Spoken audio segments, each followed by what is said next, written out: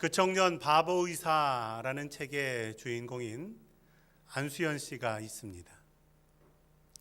사람들은 그가 바보처럼 살았다고 말합니다. 환자 수술을 하고 피가 부족하면 자기 피를 빼서 수혈하기도 했고, 수술한 환자가 통증으로 밤새 고통에 시달리면 그 침대 옆을 지키기도 했다라고 합니다. 환자가 결국 소생하지 못하고 영안실로 가게 될 땐 그 침대를 따라서 가며 함께 울기도 했다라는 것입니다. 불치병 환자에게는 찾아가서 의사는 못해도 하나님은 하실 수 있습니다 라고 소망을 주기도 했습니다. 그는 하나님 말씀대로 살려고 발버둥 쳤습니다. 그는 33살 젊은 나이로 세상을 떠났습니다. 그런데 많은 사람들의 삶에 영향을 미친 것이, 그를 만난 환자들은 그를 가리켜서 하나님의 사람, 하나님과 동행한 사람, 이렇게 기억하고 있는 것입니다. 우리는 살아가면서 누군가와 함께 동행을 합니다. 어릴 때에는 부모님과 함께 걷고, 성장해서 성인이 되면 친구와 함께 걷기도 합니다. 나중에는 배우자와 함께 걷고 자녀와 함께 걷습니다. 그리고 무엇보다 그리스도인은 부활하신 예수님과 함께 걷습니다. 오늘 말씀은 예수님께서 자신을 따르는 사람들에게 주님과 함께 걷는 것이 무엇인가를 말씀하는 내용입니다. 출근 시간에 지하철에서 내려보시면 아마 많은 사람들이 한 방향으로 가는 것을 볼 수가 있을 겁니다. 그리고 나 자신도 그 사람들의 무리와 함께 한쪽 방향으로 갈 때가 있습니다. 그 사람들과 함께 걷지만 우리는 그것을 가리켜서 내가 그 사람들과 동행한다라고는 말하지 않습니다. 예수님과 동행한다라는 것, 그건 함께 걷는 것일 뿐만 아니라 걸으면서 대화를 하고, 또 대화 가운데 기뻐하기도 하고, 때로는 슬픔 가운데 아파하기도 하는 것을 말합니다. 우리가 주님과 동행한다라고 하는 건 막연하게 추상적인 걸 의미하는 것이 아니라 우리 삶 속에서 구체적으로 주님과 함께 기뻐하며 즐거워하며 걷는 것을 말하는 것입니다. 그런데 이게 실제적으로는 잘 되지 않을 때가 많이 있습니다. 그래서 어떤 분은 하루에 3번 이런 고백을 한다고 합니다. 예수님은 나의 구세주입니다. 예수님 사랑합니다. 주님 뜻대로 살겠습니다. 꼭 무릎을 꿇지 않는다고 하더라도 삶 속에서 순간순간 이런 고백을 할 때, 아, 주님이 나와 함께 하시는구나, 아, 내가 주님과 동행하는구나 라는 것을 알 수가 있다라고 합니다. 예수님께서 나와 동행해 주시는 것, 그리고 내가 예수님과 동행하는 것, 이것이 사실은 성도가 이 세상을 살아갈 때 가질 수 있는 가장 위대한 믿음의 능력이라는 사실을 믿으시길 바랍니다. 오늘 예수님은 3사람을 만나셨습니다. 한 사람은 예수님 따르겠다고 찾아왔고, 2사람은 예수님께서 부르셨습니다. 예수님께서는 이 3사람에게 각각 이러한 말씀을 하십니다. 여우도 굴이 있고 공중에 새도 집이 있으되 인자는 머리 둘 곳이 없다.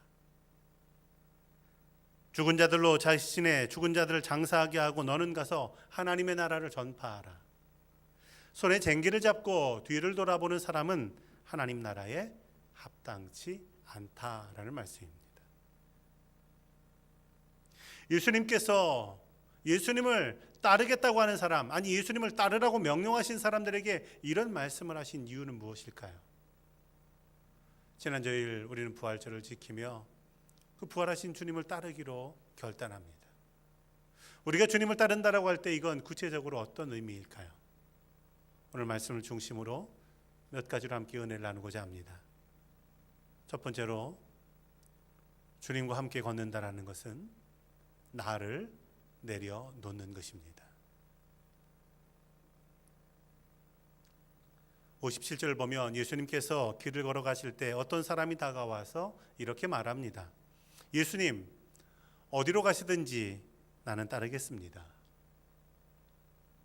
이런 고백을 듣는다면 아마 두 가지로 대답해야 될 것 같습니다. 하나는 알았다, 나를 따라라. 혹은 아니다, 너는 나를 따르지 말아라. 이렇게 대답하셔야 될 텐데 예수님께서는 이런 대답을 하십니다. 여호도 굴이 있고 공중의 새도 집이 있으되 인자는 머리 둘 곳이 없다. 예수님께서는 왜 뜻밖의 이런 대답을 하셨을까요? 우리가 오늘 읽은 본문은 누가복음 9장에 있습니다. 누가복음 9장 전체를 읽어보면 예수님의 여러 가지 놀라운 기적들이 나와 있습니다. 첫 번째 기적은 보리떡 5개와 물고기 2마리로 5,000명을 먹이신 오병이어의 기적이 나와 있습니다. 뿐만 아니라 귀신 들린 그 아이에게서 귀신을 내쫓아 주시는 기적도 있습니다. 예수님께서 변화산에 올라가서 기도하셨을 때 예수님의 용모가 영광스럽게 변화되는 것도 누가복음 9장에 기록되어 있습니다. 아마 예수님을 향해서 예수님, 제가 예수님 따르겠습니다 라고 찾아온 이 사람은 이런 일들을 보고 예수님을 따르겠다고 결심했을 것입니다. 아, 예수님은 정말 따를 만한 분이구나. 이런 기적, 이런 영광 나도 경험하고 싶다. 이것이 아마 이 사람의 마음과 생각이었을 것입니다. 그런데 예수님의 이 대답은 한마디로 말하면 내가 가지고 있는 그 생각을 내려놔야 나를 따를 수 있다라고 말씀하는 겁니다. 기독교 서적 가운데 베스트셀러 가운데 내려놓음이라고 하는 책이 있었습니다. 몽골 선교사였던 이용규 선교사가 쓴 책인데 그 뒤에 더 내려놓음이라고 하는 책도 나왔습니다. 그 책을 읽어보니까 이런 대목이 있습니다. 자신이 하버드 대학에서 박사학위를 받고 몽골 선교사로 갔을 때 수많은 사람들이 비슷한 질문을 했다는 겁니다. 아니, 하버드에서 박사학위 받고 몽골 선교사로 있는 건 당신이 했던 공부에 대한 낭비가 아닙니까? 더 영향력을 발휘할 수 있는 곳에 가서 일하는 것이 주님을 위해서 더 좋은 일이 아니겠습니까? 이런 질문을 계속해서 받게 될 때 이용규 선교사도 혹시 그런 게 아닐까라는 생각을 했다고 합니다. 그래서 그 문제를 놓고 기도하기를 시작했습니다. 기도하던 중에 어느 날 한 교회에 가서 설교를 하게 됐는데 그 교회에서 자신이 군대에 있을 때 자신의 후임병이었던 사람을 만나게 됐다는 겁니다. 예배가 끝나고 같이 이야기를 하는데 그 후임병이었던 사람이 이런 말을 해줍니다. 선교사로 가고 싶다고 하더니 정말 선교사가 됐군요. 그런데 그 말을 듣더니 이용기 선교사가 아니 내가 군대에 있을 때 선교사가 된다는 말을 했습니까? 반문한 겁니다. 그랬더니 그 후임병이었던 사람이 말하기를 어느 날 창고를 정리하는 일을 단둘이 하게 됐는데 일을 하다 잠깐 쉬는 시간에 자신의 미래에 대한 꿈을 얘기했다라는 겁니다. 군대를 제대하고 나면 유학을 갈 계획이고 그리고 유학을 마치면 꼭 선교사로 봉사하고 싶다고 헌신하고 싶다고 그렇게 말했다라는 겁니다. 이용규 선교사는 자신이 군대에 있을 때 자신의 후임병에게 이런 말을 했던 걸 전혀 기억하지도 못했습니다. 그 당시에는 자신이 선교사가 된다라고 하는 것이 그저 막연한 생각이었다라는 겁니다. 그 사람과의 만남을 통해서 내려놓음이라고 하는 것의 새로운 의미를 알게 됐는데 내려놓음이라고 하는 것이 내가 뭘 내려놓는 걸 말하는 것이 아니라 주님이 내게 주셨던 생각, 주님이 나에게 주셨던 꿈과 비전 그것을 따르는 것 그것이 내려놓음이겠구나라는 것을 알았다라는 겁니다. 오늘 예수님 찾아와서 예수님 따르겠습니다 라고 말한 사람 그 사람은 예수님에 대한 자신의 생각이 가득합니다. 그 사람을 보면서 예수님께서는 내가 나를 따른다라고 하는데 그게 금세 무슨 영광을 보는 일이거나 맨날 무슨 기적을 보는 길이 아니다라고 말씀합니다. 때로는 포기할 것도 있고 그 길이 넓은 길이기보다는 좁은 길일 때도 있고, 그리고 그 길이 십자가를 지는 길이기도 하다라고 말씀합니다. 이런 모든 의미를 담은 대답이 여우도 굴이 있고 공중의 새도 집이 있으되 인자는 머리 둘 곳이 없다라는 대답인 것입니다. 창세기 5장을 보면 아담의 족보가 나옵니다. 아담의 족보 가운데 눈에 띄는 한 사람이 있다면 그 사람은 에녹입니다. 에녹에 대해서 성경은 이렇게 말합니다. 에녹은 65세에 무두셀라를 낳았고 무두셀라를 낳은 후 300년을 하나님과 동행하며 자녀를 낳고 살았다라는 겁니다. 이 에녹이라는 사람은 어떤 큰 기적을 일으키며 살았던 사람은 아닙니다. 에녹이라고 하는 사람은 민족의 지도자도 아니었습니다. 다만 300년간 하나님과 동행하며 살았다. 성경은 그 사람에게 있어서 그것을 주목합니다. 에녹이 살던 시대는 악한 시대였습니다. 곧 홍수 심판이 벌어질 그때입니다. 죄악이 가득한 그런 시대에 살던 에녹은 그러나 하나님과 동행하며 살았습니다. 오랜 세월 동안 가정을 지키고 또 자녀를 낳고 그 자녀를 기르면서 살았습니다. 생계를 위해서 일하면서 살았습니다. 그런데 그런 분주한 가운데에도 에녹은 변함없이 하나님과 동행했다라는 것입니다. 살면서 얼마나 많은 문제가 있었겠습니까? 자녀를 낳고 기른다라고 하는 건 이 세상의 모든 문제를 가지는 것과도 같다라고 말할 수 있습니다. 그럼에도 불구하고 변함없이 그는 하나님과 동행했습니다. 히브리서는 에녹에 대해서 이런 말을 합니다. 믿음으로 에녹은 죽음을 보지 않고 옮기었으니 그는 옮기우기 전에 하나님을 기쁘시게 하는 자라는 증거를 얻었다라는 것입니다. 우리가 삶에서 내 생각을 내려놓고 주님의 생각을 따라 주님과 함께 길을 걸어간다라고 하는 것, 그것은 우리 삶에 이전에 알지 못했던 기쁨을 맛보는 길이라는 사실을 기억하시기 바랍니다. 앤 라이스라고 하는 미국의 작가가 있습니다. 그는 흡혈귀, 마녀 이런 소설을 써서 인기와 명예, 부를 얻었습니다. 그녀가 쓴 책은 전 세계로 팔려나갔고 수백만 권이 팔렸습니다. 우리나라에도 6권이나 번역이 돼서 들어왔습니다. 그런 어느 날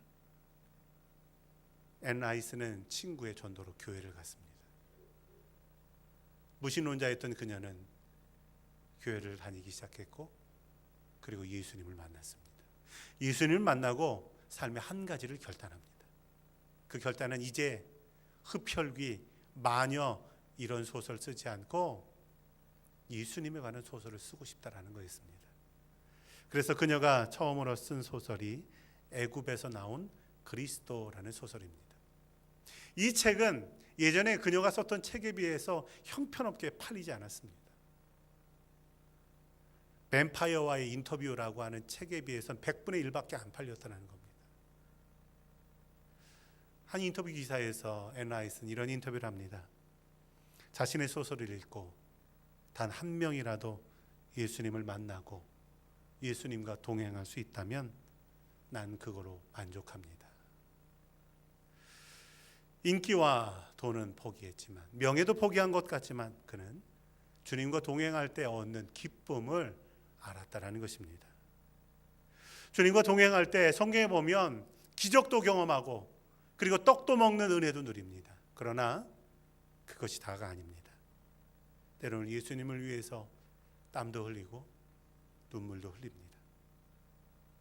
예수님을 위해서 포기할 것도 있습니다. 누가복음 9장 23절에서 예수님은 제자들에게 이렇게 말씀하십니다.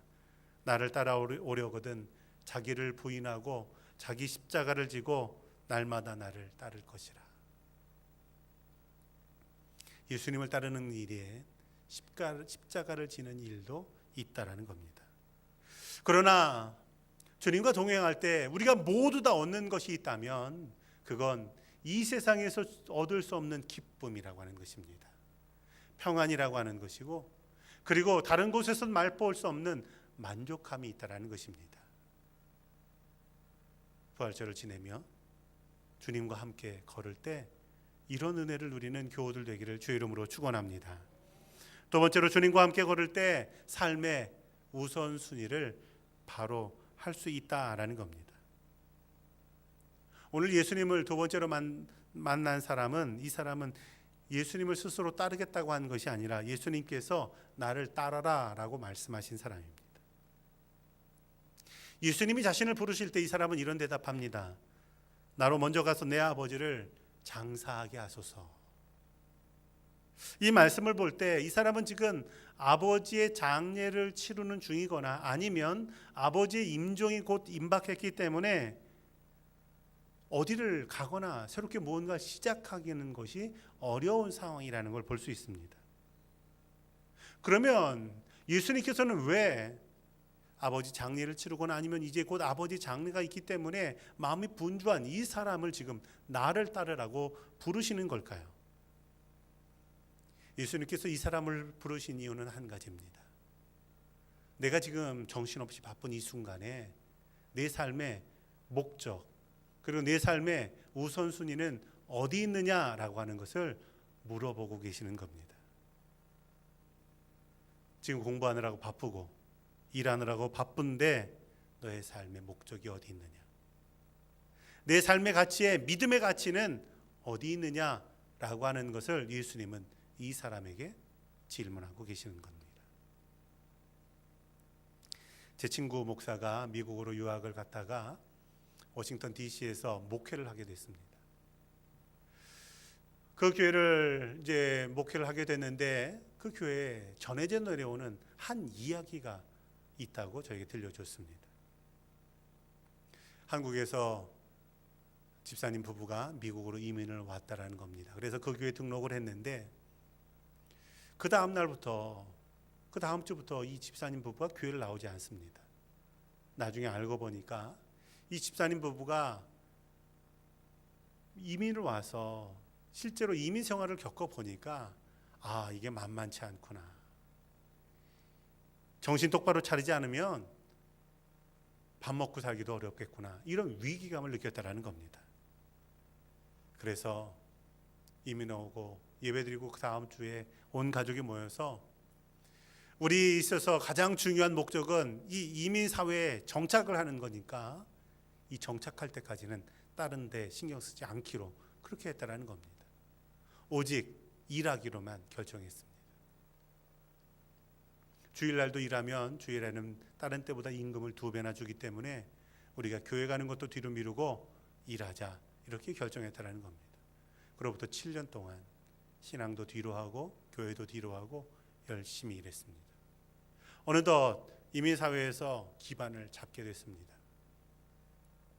그러자 어느 날 다시 가족들이 모여서 이제 살만하니까 우리 다시 교회도 나가고 신앙생활도 하자 이렇게 결정했다라는 겁니다. 그런데 그런 결정을 하고 그 주일이 오기 전에 그 가정이 운영하는 슈퍼마켓에 그만 강도가 들었다라는 겁니다.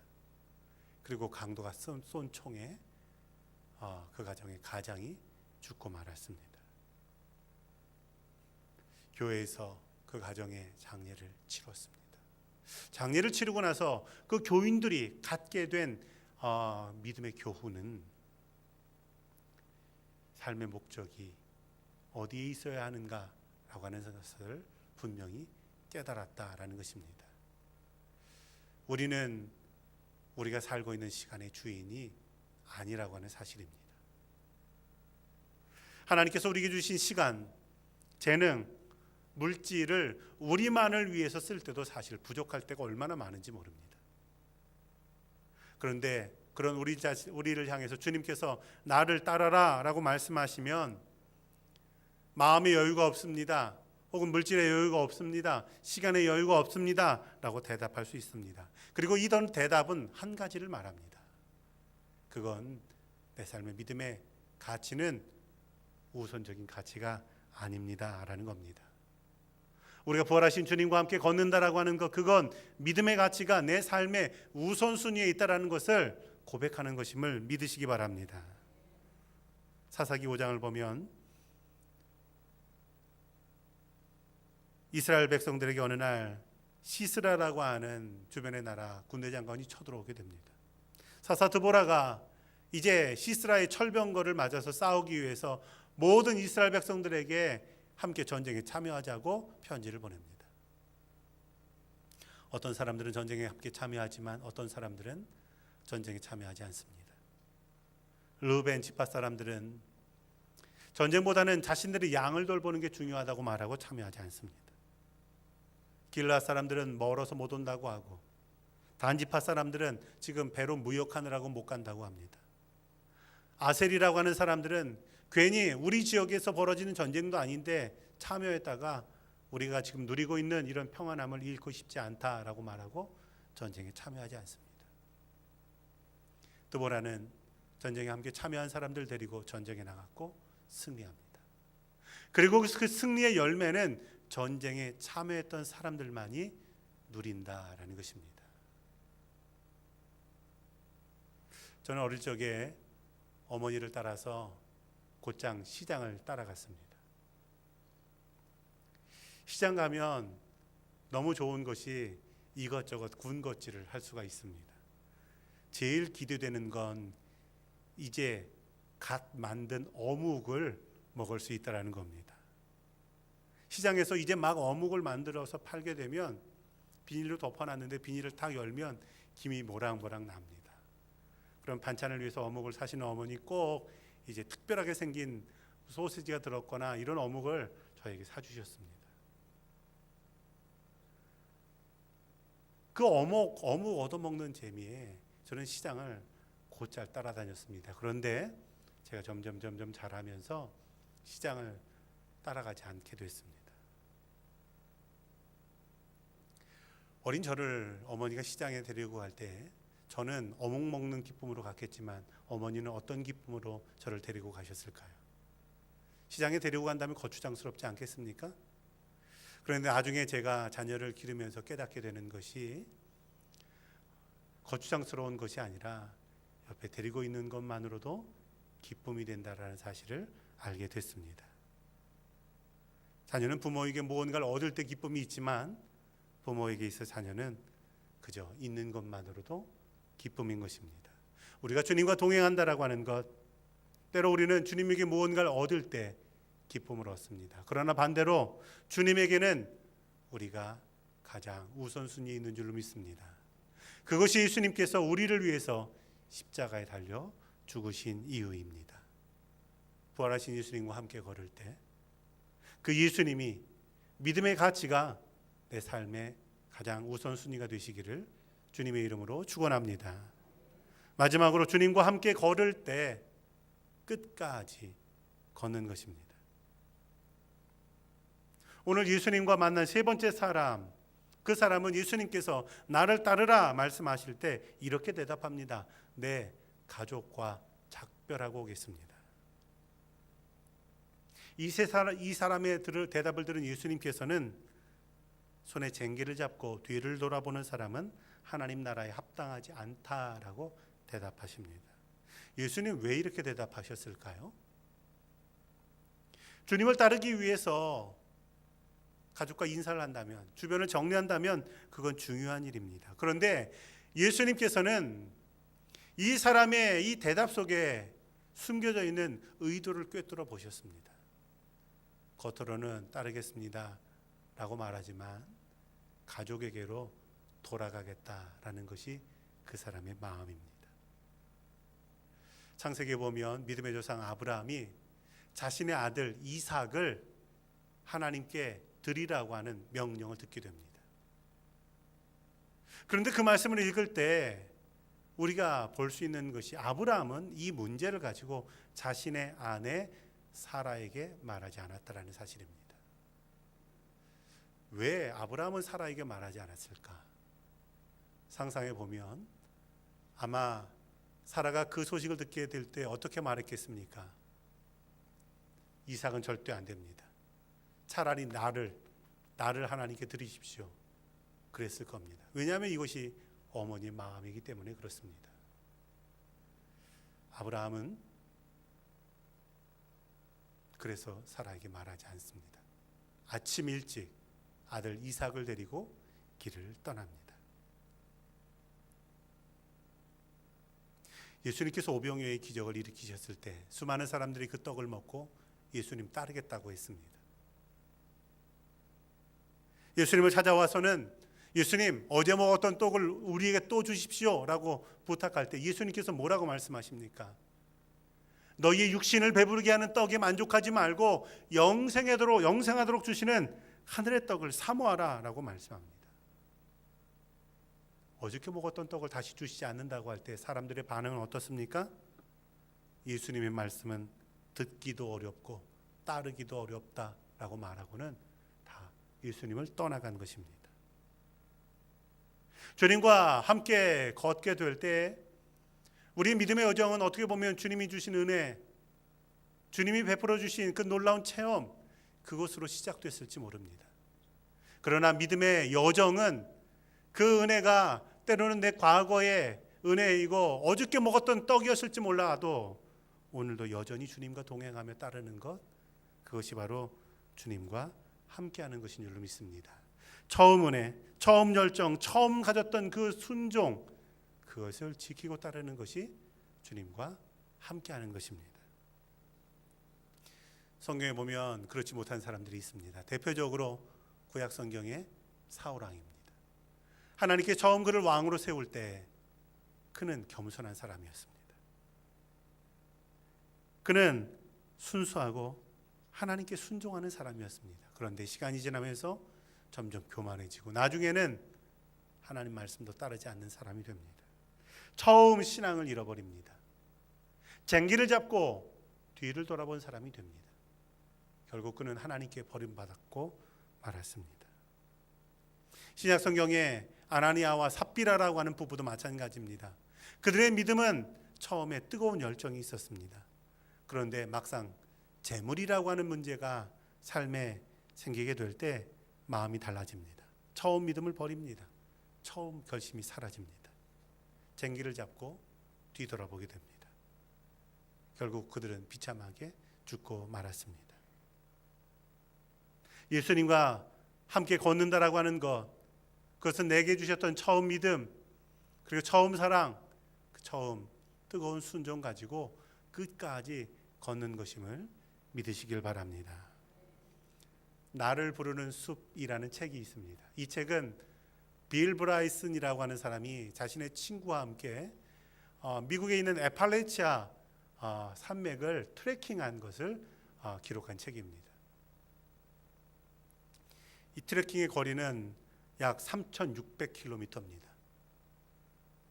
우리나라로 따지면 서울에서 부산을 5번 왕복할 만한 그런 긴 거리를 산길로 트레킹하는 겁니다. 처음에는 굉장히 낭만적인 생각을 가지고 트레킹을 갔는데 며칠 가지 않아서 이게 너무 힘들고 낮은 덥고 밤은 춥고 고통스럽다는 걸 알았습니다.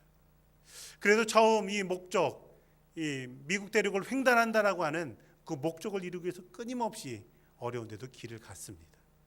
길을 가다가 중간에 동행자를 만났습니다. 메리 앨런이라고 하는 여성이었습니다. 그런데 그 여성과 같이 동행하는데 너무 힘들었습니다. 그녀가 굉장히 수다스러웠고 그리고 예의도 없었습니다. 그 다음부터 이제 빌 브라이슨과 친구는 어떻게 하면 이 여성을 좀 떨어뜨릴까 이런 생각을 했습니다. 하루는 길을 앞서서 걷는데 국도를 만났습니다. 저 뒤에 있는 메리 앨런은 길을 아직 모릅니다. 그래서 트레킹 코스에서 벗어나서 국도를 따라 내려오다가 택시를 불러가지고 옆에 마을에 갔습니다. 그리고는 하루 푹 쉬었습니다. 그런데 하루 푹 쉬면서 그들은 이런 생각을 합니다. 우리가 메리 앨런을 길에서 버렸구나. 다음 날 다시 택시를 타고 트레킹 코스로 올라가서는 메리 앨런을 찾았습니다. 그런데 다음 산장에서 메리 앨런에 대한 소식을 들었습니다. 그녀는 대륙횡단을 포기하고 집으로 돌아갔다라는 것입니다. 동행자를 잃어버리면 그 길을 포기하는 것입니다. 주님과 동행할 때 그 길이 때로는 힘들고 때로는 고달플 때가 있지만 때로는 좁은 길이고 심지어는 십자가를 지는 것 같은 어려움도 있지만 주님과 함께 걷게 될 때 결국 그 길 끝에는 우리를 향한 하나님의 놀라운 나라가 있음을 믿으시기를 주의 이름으로 축원합니다. 부활하셔서 살아계신 예수님, 그 예수님과 매일 동행하며 때로는 주님이 주시는 은혜를 누리며 때로는 주님이 주시는 축복을 누리며 그 길 끝까지 걸어가는 교우들 되기를 주님의 이름으로 축원합니다.